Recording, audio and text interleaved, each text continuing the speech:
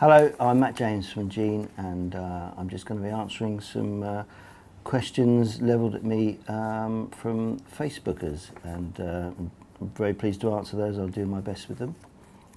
Martin Pond wants to know, all those unimaginative Smiths comparisons, help or hindrance? I think they were a hindrance, really. It was, certainly as Martin was always, completely openly into the Smiths, influenced by the Smiths, and I don't think the rest of the band were particularly. We were not from. I'd come from out of the punk era, and I certainly liked the Smiths, but I didn't have all their albums or anything. Steve was into Hendrix, like Keith Richards, Big Star, Ronnie Wood. We were into the Faces. The band wanted to. We kind of hit on a sound which was like the Faces mixed with Martin's sort of, I suppose, Smiths-esque vocal, and that became a really original sound. No one else was doing that. So it was slightly annoying that everybody thought that the band sounded like the Smiths when it really wasn't the case. And I think it kind of never left us really, and it did become a hindrance and a completely unimaginative. Criticism really, very lazy, and Martin was always the one who had to head it off, and he did it with great aplomb really. I think towards the end he was finally starting to really lose his rag about it, but anyway, all over now. Richard Cripps wants to know, what do you think of Kevin Shields' conspiracy theory about Britpop? I think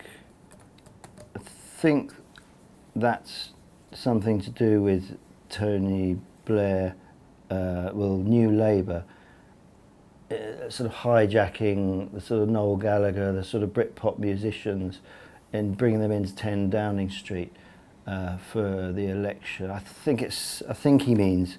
I'm sorry if it isn't that, but I think that's what he's referring to.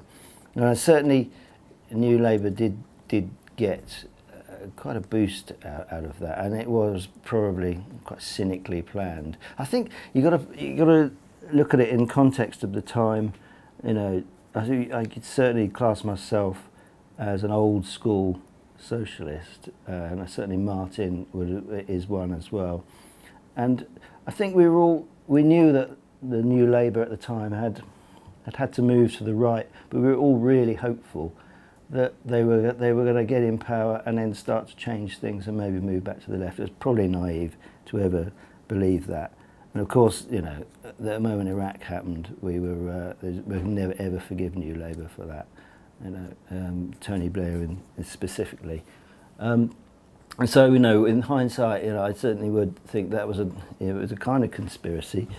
But I think at the time we were all genuinely hopeful about a New Labour, and I can understand. We didn't go to 10 Downing Street, but I can understand why Noel Gallagher and the various other acts did go, because I think we were, I was pleased that they got in, and I just, they obviously let us down later. We didn't know that then.